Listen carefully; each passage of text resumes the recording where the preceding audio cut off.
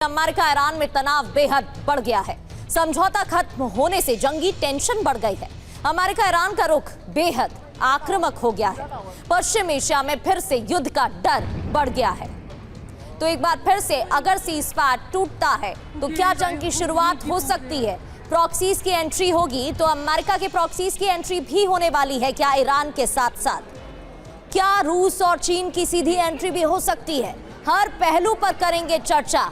US Iran का जंगी ऐलान और इसके बाद क्या मिल रही है एक्सक्लूसिव जानकारी, एक एक कर आपको बताएंगे। 60 दिन का शांति समझौता खत्म हुआ है।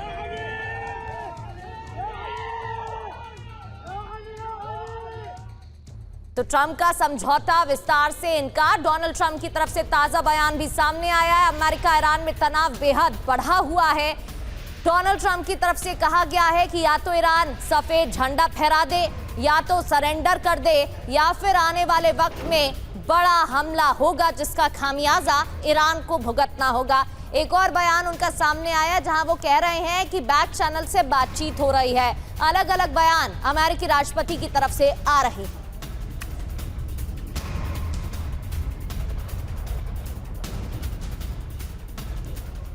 और आगे बढ़ते हुए अब आपको कुछ तस्वीरें भी हम दिखाते हैं। ये वो एक्सक्लूसिव फैक्ट्स हैं जिनसे सवाल भी उठ रहे हैं। 60 दिन का शांति समझौता खत्म हो रहा है क्या? ट्रंप का समझौता विस्तार से इनकार हो चुका है। ट्रंप का रुख और भी ज्यादा आक्रामक दिखाई दे रहा है। सहयोगी ओमान को ट्रंप की धमकी, जिस ओमान से ईरान की बातचीत चल रही थी, वार्ता हो रही थी, उसको धमकी।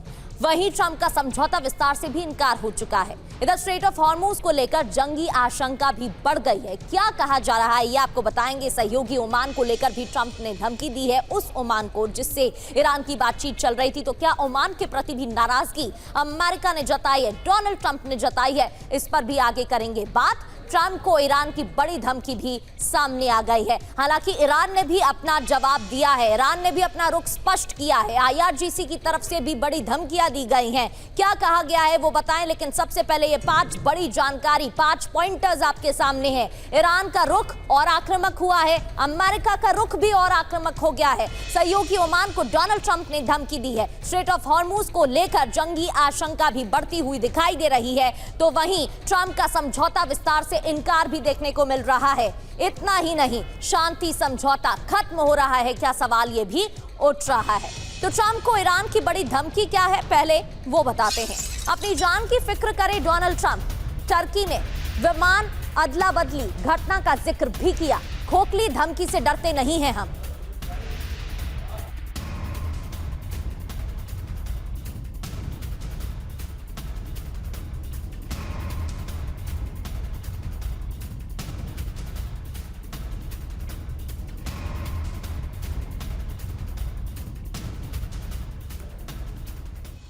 इब्राहिम अजीजी का बयान आया। ईरानी संसद की सुरक्षा समिति के प्रमुख हैं, उनकी तरफ से क्या कहा गया ये भी आपको बताते हैं, क्योंकि एक एक कर बयान सामने आ रहे हैं। धमकियां क्या दी जा रही हैं। ट्रंप पहले अपनी जान की हिफाजत करें। स्ट्रेट ऑफ हॉर्मुज पर धमकाने से बाज आए डोनाल्ड ट्रंप।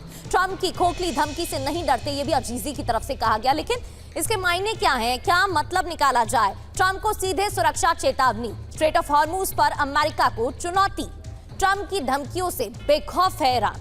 बड़ा सवाल क्या है, क्या ट्रंप के खिलाफ कोई बड़ी साजिश रच रहा है ईरान? जिस तरीके से हालात बन रहे हैं, क्या इसे समझा जाए कि कोई बड़ी साजिश रची जा रही है? इधर स्ट्रेट ऑफ हॉर्मुज पर ईरान की खुली धमकी भी देखने को मिल रही है।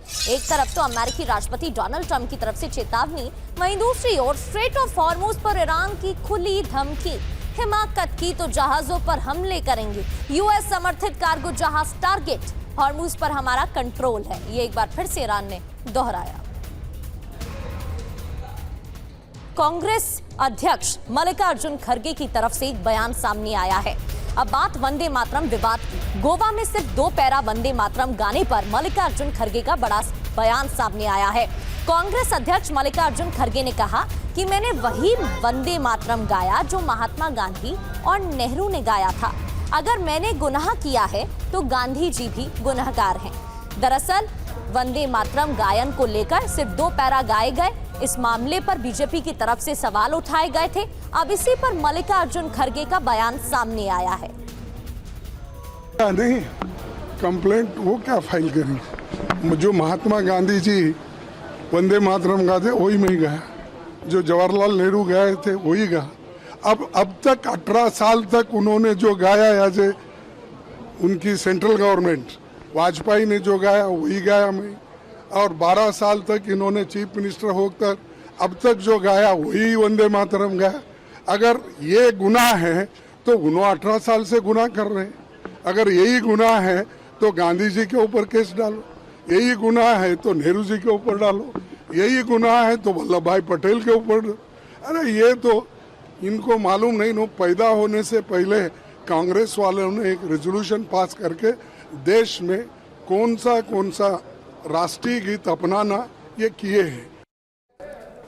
तो आप सुन रहे थे मल्लिकार्जुन खड़गे को कांग्रेस के राष्ट्रीय अध्यक्ष की तरफ से बयान दिया गया। दरअसल गोवा में वंदे मातरम गायन को लेकर बीजेपी की तरफ से सवाल उठाए गए थे, इसी पर अब ये बयान सामने आया है। कहा गया था कि सिर्फ 2 पैरा ही गाए गए हैं। इससे पहले बीजेपी की तरफ से भी प्रेस कॉन्फ्रेंस की जा चुकी है जिसमें ये मुद्दा उठाया गया है। आज ही रविशंकर प्रसाद की तरफ से प्रेस कॉन्फ्रेंस की गई और कल शुभेंदु त्रिवेदी की तरफ से भी इस पर बात रखी गई थी। कांग्रेस ने वंदे मातरम का अपमान किया, बीजेपी का बयान। दिल्ली के बाद गोवा में भी अपमान किया गया, जनता सबक सिखाएगी, ये बीजेपी की तरफ से कहा गया। कांग्रेस अराजकता का प्रतीक बनी है तो ये मामला बढ़ता ही जा रहा है।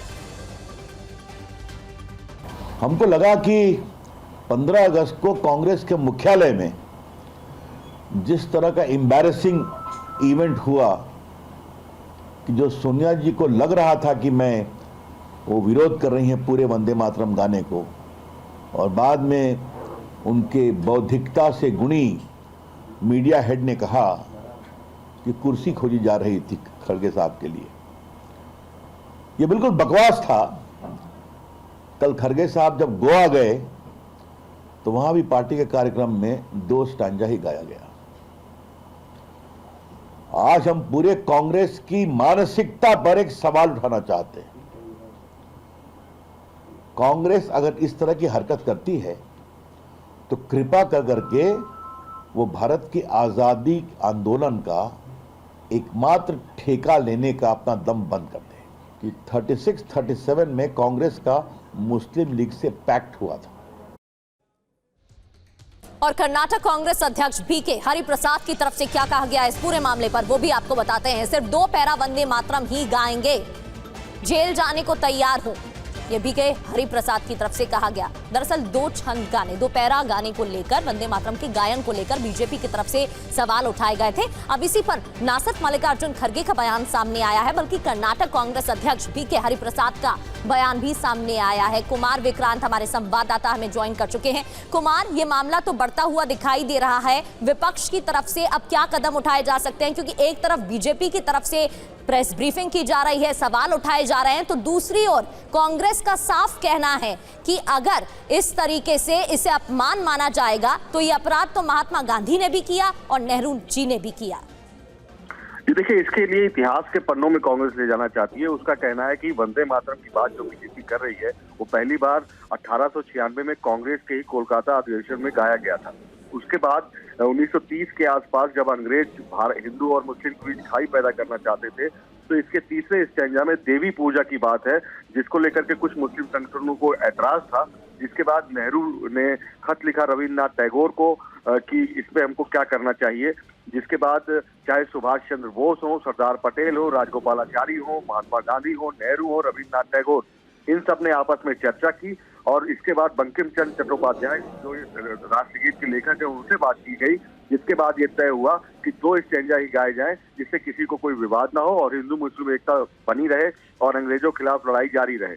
तो ऐसे में अब कांग्रेस का ये कहना है कि जो काम नेहरू, पटेल, सुभाष चंद्र बोस ने तय किया था 2 स्टैंजा गाने का, उस चीज को पलटा है सरकार ने। कहीं ना कहीं वो हिंदू मुस्लिम के बीच विवाद पैदा करना चाहती है। इसलिए कांग्रेस के नेता बार बार ये कह रहे हैं कि हम 2 ही स्टैंजा गाएंगे, बाकी नहीं गाएंगे। तो ये कांग्रेस का स्टैंड है। उधर से बीजेपी लगातार हमलावर है, तो ये एक सियासी विवाद लगातार बढ़ता जा रहा है। बिल्कुल कुमार, ये विवाद बढ़ता हुआ दिखाई दे रहा है। बहुत बहुत शुक्रिया आपका जानकारी देने के लिए। इस पूरे विवाद पर कांग्रेस अध्यक्ष मल्लिकार्जुन खड़गे की तरफ से क्या कहा गया, एक बार फिर से आपको सुनाते हैं। नहीं, कंप्लेंट वो क्या फाइल करें? जो महात्मा गांधी जी वंदे मातरम गाते वही मैं गया, जो जवाहरलाल नेहरू गए थे वही गा। अब तक 18 साल तक उन्होंने जो गाया या जे उनकी सेंट्रल गवर्नमेंट वाजपेयी ने जो गाया वही गाया मैं, और 12 साल तक इन्होंने चीफ मिनिस्टर होकर अब तक जो गाया वही वंदे मातरम गाया। अगर ये गुनाह है तो उन्होंने 18 साल से गुनाह कर रहे हैं। अगर यही गुनाह है तो गांधी जी के ऊपर केस डालो, यही गुनाह है तो नेहरू जी के ऊपर डालो, यही गुनाह है तो वल्लभ भाई पटेल के ऊपर। अरे ये तो इनको मालूम नहीं, नो पैदा होने से पहले कांग्रेस वालों ने एक रेजोल्यूशन पास करके देश में कौन सा राष्ट्रीय गीत अपनाना ये किए हैं। युद्ध हुआ तो इजरायल साथ देगा, ये बड़ा अपडेट है, क्योंकि ईरान को डोनाल्ड ट्रंप की चेतावनी मिल चुकी है, ईरान पर मिलकर हमला करेंगे। अगर आपको याद होगा तो इससे पहले सीजफायर से पहले इजरायल की तरफ से हमले नहीं किए गए हैं अभी तक। हालांकि छुटपुट जो हमले हो रहे हैं वो अमेरिका की तरफ से हुए हैं और ईरान की तरफ से भी हमले जारी हैं अमेरिकी बेसिस पर। फिलहाल सीजफायर खत्म हो गया है ऐसा कहा जा रहा है, और अगर वाकई में ऐसा होता है तो इसका अंजाम क्या होगा, क्या इजरायल भी साथ देगा, ये देखने वाली बात है, क्योंकि इजरायल का लक्ष्य अब तक पूरा नहीं हुआ है। अब इस बीच डोनाल्ड ट्रंप क्या कह रहे हैं, युद्ध में अमेरिका अकेला नहीं है, संकेत देने की कोशिश है कि अमेरिका अकेला नहीं है बल्कि इजरायल भी साथ देगा। तो यूएस के साथ इजरायल और इसका क्या मतलब है, फिर जंग भड़कने वाली है क्या, मिडिल ईस्ट में एक बार फिर से तनाव चरम पर पहुंच जाएगा क्या, ट्रंप के क्या दावे हैं, फिर युद्ध हुआ तो इजरायल साथ देगा, संकेत युद्ध की आशंका बाकी है, यूएस के साथ मिलकर हमले इजरायल डिफेंस फोर्स करेगी, संकेत आईआरजीसी को सख्त चेतावनी देने की कोशिश है, जंग का नेतृत्व यूएस करेगा यानी कि इजरायल साथ देगा, संकेत दबाव बनाने की रणनीति बनाई जा रही है, दबाव बढ़ाया जा रहा है, ईरान के सरेंडर तक हमले जारी रहेंगे, ये भी दावा किया गया है डोनाल्ड ट्रंप की तरफ से। और इसका क्या संकेत कि पश्चिम एशिया में तनाव एक बार फिर से बढ़ जाएगा। और पश्चिम एशिया में तनाव के बीच अमेरिका का कदम क्या है, अमेरिका ने अपने लॉजिस्टिक्स शिफ्ट किए हैं, पश्चिम एशिया से डिएगो गार्सिया बेस शिफ्ट किए, हमले की आशंका के बीच रसद को ट्रांसफर किया गया है, अमेरिका ने एक नया कदम उठाते हुए लॉजिस्टिक्स शिफ्ट किए। तो कितना अहम है डिएगो गार्सिया बेस, इससे पहले भी हम इस पर चर्चा कर चुके हैं, एक बार फिर आपको बताते हैं कि ये इतना इंपॉर्टेंट क्यों है और क्यों ये शिफ्टिंग हुई है।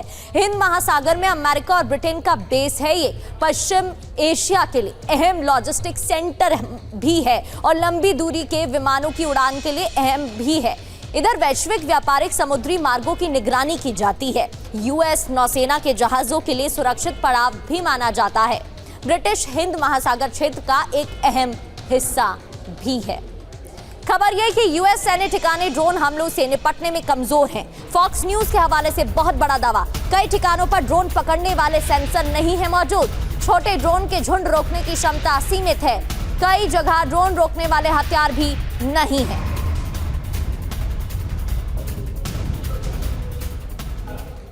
तो खतरे में है अमेरिकी सैन्य ठिकाने, बड़े पर्दाफाश हुए हैं, ड्रोन पहचानना अमेरिकी सेना की सबसे बड़ी चिंता बताई जा रही है। कुछ ठिकानों पर ड्रोन पहचानने वाले सेंसर नहीं है, कुछ ठिकानों पर ड्रोन ट्रैक करने की क्षमता ही नहीं है और कुछ जगह तो ड्रोन रोकने वाले हथियार ही मौजूद नहीं है। ड्रोन रोकने के लिए नई तकनीकें खोज रहा है अमेरिका। इधर माइक्रोवेव वेपन से ड्रोन झुंड रोकने की योजना भी तैयार की जा रही है। हाई एनर्जी लेजर हथियारों पर भी काम जारी है, यानी कि हाई एनर्जी लेजर हथियार भी उपयोग किए जा सकते हैं। दक्षिणी सीमा पर तैनात सैनिकों की संख्या भी कम है। पेंटागन ने $21 अरब का बजट मांगा है और सीमा पर तैनात सैनिकों के पास उपकरण भी कम है।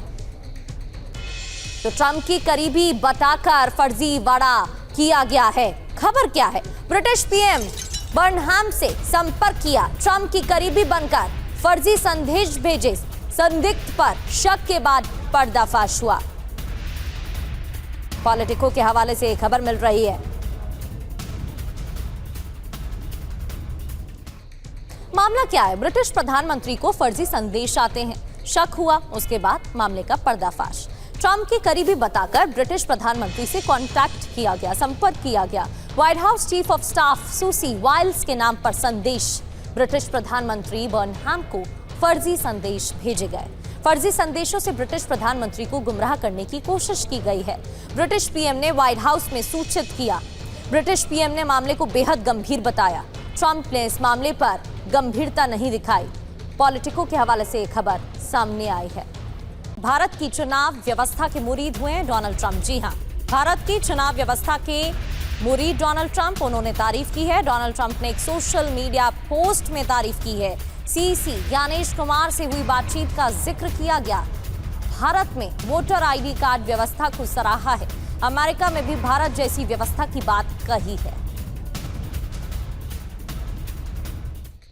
तो डोनाल्ड ट्रंप की तरफ से क्या पोस्ट सामने आया है, तारीफ क्या की गई है और सीसी का जिक्र क्यों किया गया है, बताते हैं आपको। भारत की चुनाव व्यवस्था, डोनाल्ड ट्रंप का पोस्ट। दरअसल भारत में वोटर आईडी व्यवस्था को लेकर तारीफ डोनाल्ड ट्रंप की तरफ से की गई है। भारत को यूएस के लिए उदाहरण भी बताया, एग्जाम्पल भी पोर्ट्रे किया। सीसी ज्ञानेश कुमार के बयान का जिक्र करते हुए ये बात उन्होंने कही है। सीसी ने यूएस में आईडी व्यवस्था की सलाह दी थी, एक मुद्दा उठाया था जिसका जिक्र उन्होंने अपने पोस्ट में किया। हिंदुस्तान की तर्ज पर फोटो आईडी की वकालत की है।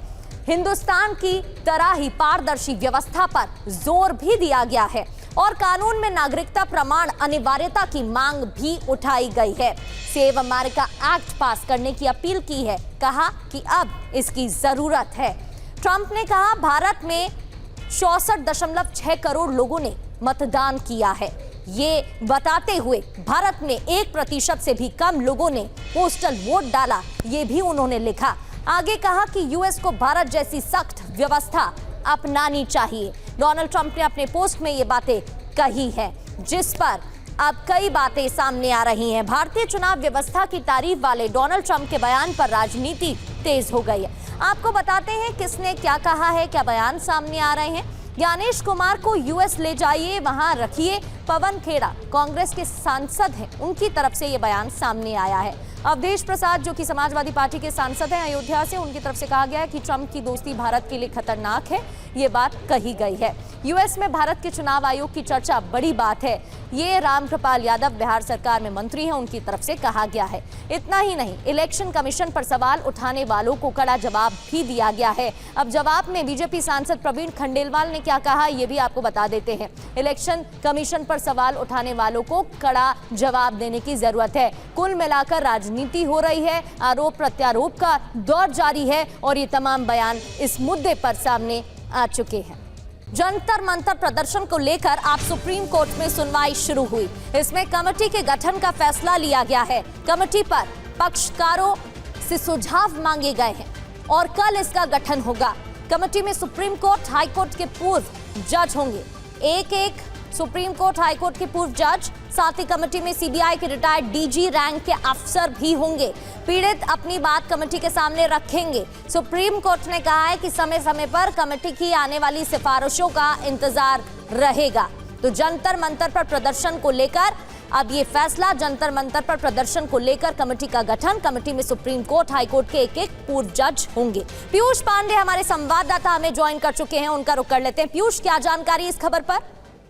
जी प्रगति, देखिए सुप्रीम कोर्ट में कई याचिकाएं इस मुद्दे पर दाखिल हुई थी और तमाम जो पहलू थे वो सामने आ रहे थे और इसमें पैलेट गन से लेकर के जो पुलिस का गतिविधि थी वो, और उसके अलावा जो पुलिस के खिलाफ बेसिकली छात्रों की ओर से हमले किए गए, या यूं कहें कि वहां पर जो शरारती तत्व थे उनकी ओर से हमले किए गए, सभी ऐसे मामलों पर विचार करने के लिए सुप्रीम कोर्ट ने एक हाई पावर्ड कमेटी के गठन का निर्णय लिया और इसमें सुप्रीम कोर्ट के एक पूर्व जज और हाई कोर्ट के पूर्व चीफ जस्टिस और इसके अलावा सीबीआई और पुलिस के एक डायरेक्टर जनरल रैंक के अधिकारी रहेंगे। साथ ही डोमेन एक्सपर्ट भी इसमें कमेटी में रखे जाएंगे और ये कमेटी हर एक मामले पर गौर करेगी। हर एक पीड़ित, चाहे वो पुलिस की तरफ से हो और चाहे वो छात्र की तरफ से हो या फिर कोई अन्य व्यक्ति हो जो प्रदर्शन में नहीं शामिल था लेकिन उस दौरान फंस गया, हर एक पक्ष की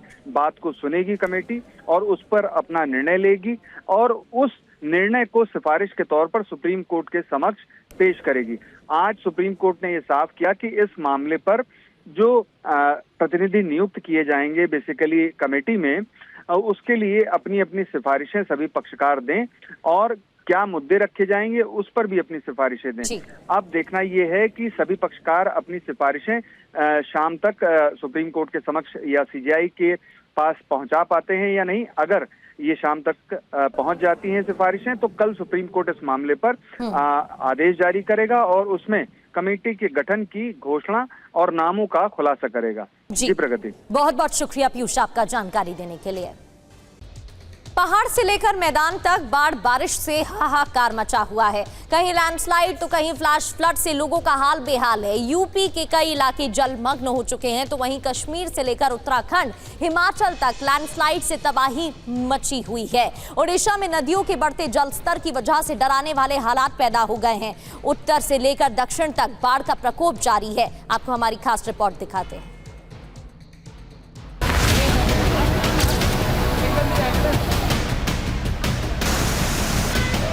चाय बढ़ रहा है लेकिन पानी भरा है।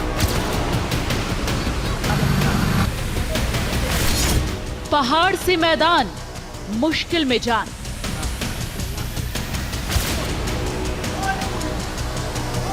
बारिश की तबाही जान पर भारी। डूबे सड़क और मकान, हर ओर त्राहिमाम।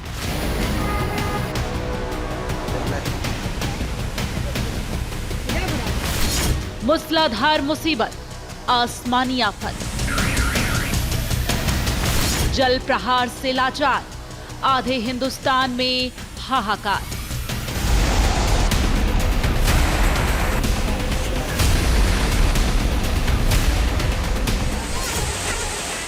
उत्तराखंड की राजधानी देहरादून में बेहिसाब बारिश से सड़कों पर सैलाब आ गया। गलियों में खड़ी गाड़ियां बहने लगी।